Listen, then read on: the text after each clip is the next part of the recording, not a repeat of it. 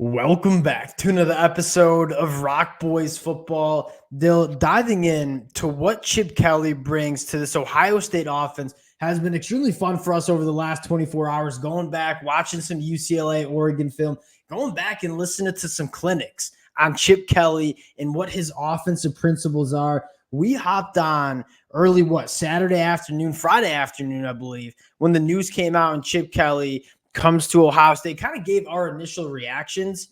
Though tonight we take a deep dive into what Chip Kelly is bringing to this Ohio State offense, specifically in the rushing attack. And I'll just come out and say two things. One, Chip Kelly, as your offensive coordinator, a straight up upgrade from Bill O'Brien in my standpoint. Secondly, if you can marry what Ryan Day has built in terms of attacking the deeper third in that passing attack, and then marry what Chip Kelly wants to do with these run schemes, you're truly looking at with the personnel you have, Travion Henderson, Judkins, Makabuka, Will Howard, Jeremiah Smith. You're looking at one of the best offenses that you'll see in the 2024 season. Extremely excited to dive into some of the principles that you're going to see from Chip Kelly. Before we get into it, just want to say thank you to you guys. And it has been a blast talking this program over the last couple of weeks. Ryan Day, this Ohio State program, playing no games, right? Going out, getting Caleb Downs, Quinshawn Judkins, going out and getting Chip Kelly, a sitting Big Ten coach at UCLA. It's been a blast talking about it. Cannot thank you guys enough for all the support you guys have shown. If y'all do enjoy the content, consider subscribing to the channel. And Dill, I know you've been putting a lot of hours in on the UCLA offense. I'm going to give you the T-box. Chip Kelly coming to Columbus. What are we expecting here? I mean, I think what you're really hoping is Chip Kelly kind of utilizes what Will Howard can bring in terms of his athleticism and build a creative run scheme around that. That, again, what you kind of said, marries with that downfield passing attack that Ryan Day's had at Ohio State since he's been there. And Chip Kelly's never really had the personnel that Ohio State has, especially not in that wide receiver room, to attack vertically. You've kind of seen Chip's offense in a lot of ways be designed more around that horizontal passing attack and maybe rip a little bit up the seam, but he didn't have those guys like a Jeremiah Smith, like an Emeka Ibuka, who can get downfield, get over the top on guys consistently and win like that. So I think that's what you're looking for. Again, I don't think Chip Kelly necessarily has a ton to add to Ryan Day's passing attack. Not saying Chip Kelly's not a great offensive coordinator, but Ryan Day's put together as good of a passing attack as we've seen during his tenure at Ohio State. But I do think there's probably some wood to chop in terms of being a little bit more creative in the rushing attack, especially with the running quarterback this year. Make no mistake about it. Like what Ohio State wants to fix, what the whole purpose of bringing Chip Kelly in is getting this run game going. And I was very critical at times of Ohio State and what they were doing with that rushing attack in 2023. One, the offensive line just simply wasn't good enough. But two, the lack of creativity. I mean, just kind of running those base zone schemes. And when you don't have an offensive line that really can move bodies, I mean, you saw that offensive line or that offensive rushing attack really kind of stagnate. And I think what's exciting about Chip Kelly is, one, he's not necessarily relying on a dominant offensive line. He's never really had a dominant offensive line at his time at Oregon or UCLA.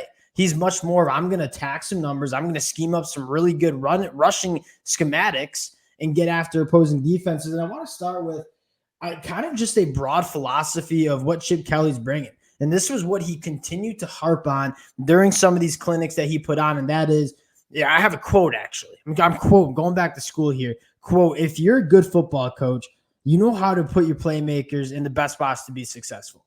And that's exactly what Chip Kelly does. You go back to his Oregon days, taking different kind of running backs, scheming up designs to let them be most successful. That's what you saw. And the fatal flaw for so many offensive play callers is sticking to that one scheme and not really deviating and not looking at the personnel that you have around you and putting them in best spots. Chip Kelly comes in, is going to look at guys like Judkins, Travion Henderson, and say, all right, what are you guys best at? How can we design a rushing attack that lets you guys get put in this positions to be most successful? And I think that's what you're most excited for in terms of Chip Kelly kind of elevating this rushing attack for Ohio State. Because, again, you kind of mentioned it didn't feel like Ohio State had much to go to besides that zone scheme attack. And, again, when their offensive line could beat up teams that were inferior to them, they did it, and they did run the ball pretty effectively. And even in some games, they'd have their moments, but you're right, it did stagnate out at times against teams like Penn State, against a team like Michigan. And that's where Chip Kelly, again, being able to use some wrinkles, being able to run some counters, being able to use the quarterback to get linebackers flowing the wrong way. I think it's all about opening up a little more space for a guy like TreVeyon Henderson and Quinshon Judkins, obviously, too. But I just don't think we saw enough TreVeyon Henderson being able to put in space with like one-on-one matchups or matchups that allowed him to take big shots down the field. And that's where you kind of see him when he gets a crack of daylight. I mean, he can go. That run against Notre Dame that he had, that touchdown run, that's like one of the best runs I've ever seen. And that's what you want it to look like. Like, that's what you want TreVeyon Henderson one-on-one at the second level. And you just didn't get to see that enough for this Ohio State offense in 2023. And going back, watching some Oregon film, and just recommendation for college football fans, like, Oregon Chip Kelly offense is about as fun as it gets. But that's what you saw consistently. You go back to look at some numbers. Michael James had 3 straight seasons going over 1,500 yards rushing. You have a guy like LeGarrette Blount in there, Jonathan Stewart in there. The amount of talent at their running back position that was also being put in spots where they can excel in space was extremely exciting. And I get Michael James, awesome. LeGarrette Blount, awesome. I'll come out and straight up say it. I think TreVeyon Henderson and probably Quinshon Judkins better than both of those running backs. And so you take a look at a guy like TreVeyon Henderson consistently getting put in spots where he's one-on-one with backers and safeties at the next level. TreVeyon Henderson is going to go for 1,500 yards in the 2024 season. Yeah, I would think so. And again, I think a big part of that is Will Howard's ability to run too. Because when you've seen Chip Kelly rushing attacks really work, it's been having a good running quarterback like a DTR, like Jeremiah Masoli, Marcus Mariota, Dennis Dixon. I got a whole list of Oregon stats out here of like the quarterback. But that's when they've worked, because Chip Kelly, again, so creative in terms of how he uses that quarterback to influence linebackers and open up some space.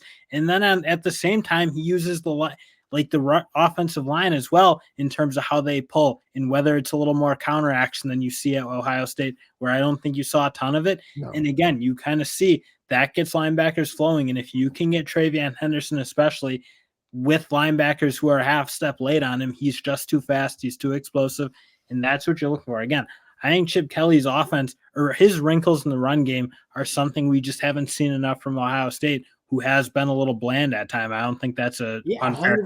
I mean, we said it in the 2023 season. Like, it's felt like sometimes they're just banging their head against the wall, trying to establish that run, not doing much creative, and they just didn't have the offensive line to make it happen. I mean, Chip Kelly, yes, I think this Ohio State offensive line probably takes a step in 2024. Do I think it's going to be elite? No. What I'll say is it doesn't matter.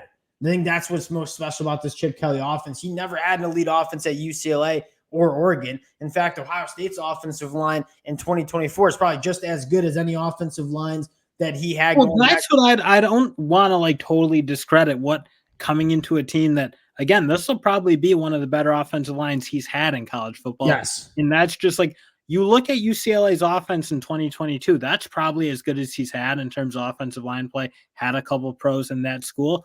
That's where they really work. So again, it's not to say that the offensive line play doesn't matter, because I do think that allows him to open up some things. And again, Ohio State, certainly no one's saying they're the best offensive line in the history of college football, but it's a solid unit. It's maybe not the great units like a Georgia, like a Michigan, but it's a solid unit. And again, I think as much as like it's about the scheme, like you still need the players. And I think having a good offensive line, you notice it from 2022 to 2023, where UCLA's offensive line in 23 was really, really bad, and they didn't move the ball like they did in 2022. So again, I think having a solid offensive line allows him to open up more schemes in that rushing attack, allows him to run some power concepts off of his counters. And I do think that does open up a new dimension, and that's something he'll have at Ohio State. That's kind of what I'm going for. I don't think it's as bad as people think. It's just like, again, was it the best unit? No. And when it's not the best unit in the world, running a very vanilla scheme can sometimes make them look worse than what they are. You talk about players, personnel. This is not me taking away. You go back to some of the days where you had Marcus Mariota and some of the talent you saw at Oregon. Like, that was some really good offense and some really good personnel. I think this is probably the best personnel that Chip Kelly's ever had to work with. I mean, you're talking about 2 All-American running backs in Henderson and Judkins. You're talking about multiple NFL wide receivers on the outside. The last thing we talked about Well, I think it all comes down to how well can you marry what Ryan Day wants to do, attacking that deeper third, and what Chip Kelly wants to do, running the football. What I'm most excited for is Chip Kelly's never had it. You kind of set it off the rip. I kind of want to kind of nail the hammer or hammer the nail home here. That's how you say that. Is you've never seen Chip Kelly have that passing attack that can really threaten teams down the field. You mentioned it's really horizontal. And so what did you see when you go back and watch Oregon, UCLA? A lot of safeties getting walked into the box. Hey, we know you're going to run. We know you can't really attack the deeper third. And so we're going to kind of load the box. Chip Kelly was able to have multiple seasons where they averaged 300 plus rushing yards, even despite that. What does it look like when you have guys like Jeremiah Smith, like Emeka Buka, like Carnell Tate, Will Howard at quarterback that can attack the deeper third? If teams want to put a safety in the box, we are going to beat you vertically. If you want to leave your two safeties high, I mean, if Chip Kelly sees two safeties high consistently in Ohio State in 2024, I mean, this is a program that's going to rush for 250 plus rushing yards a game. And I think that's what excites you the most, is kind of marrying what Ryan Day can do, threatening the deeper third, with what Chip Kelly can do, attacking numbers in the box with that rushing attack. Yeah, and again, if that works out, you're looking at an extremely dangerous offense. That is going to be the question. Again, these two know each other really well. I think that certainly helps when you talk about trying to kind of marry. I don't want to say totally different schemes, because Ryan Day obviously comes from the Chip Kelly scheme, but you kind of have seen Ryan Day really morph his attack into a much more proficient downfield passing attack than anything Chip's really ever had. But the fact that they know each other, the fact that they've worked with each other and been successful together before, I do think that gives you more encouragement than some of these like ideas you've seen where two coaches try to marry what they do together and they just don't know each other. And then it's like, it gets a little chaotic. Maybe like some of the early days with Lane Kiffin in Nick Saban, I should say, where it did get contentious at times and it was a little disruptive. And at the end of the day, it worked out because they were good enough teams. But I think the fact that these two really know each other well and have that type of relationship, I think it should smooth out this ride. And that's big time for Ohio State, because this needs to happen quickly. This is a year that they really have a shot to make things happen. So again, you don't want to waste any time.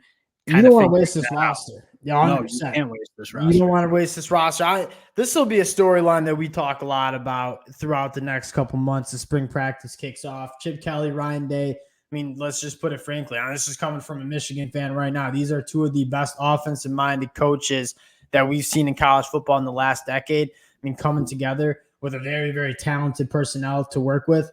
Boys are excited. Wanted to kind of get into Chip Kelly. We'll continue to get into it. Appreciate you guys rocking with the fellas. Again, all the support means the world to the boys. If y'all do enjoy the content, consider subscribing to the channel, and we'll talk to y'all later. Peace.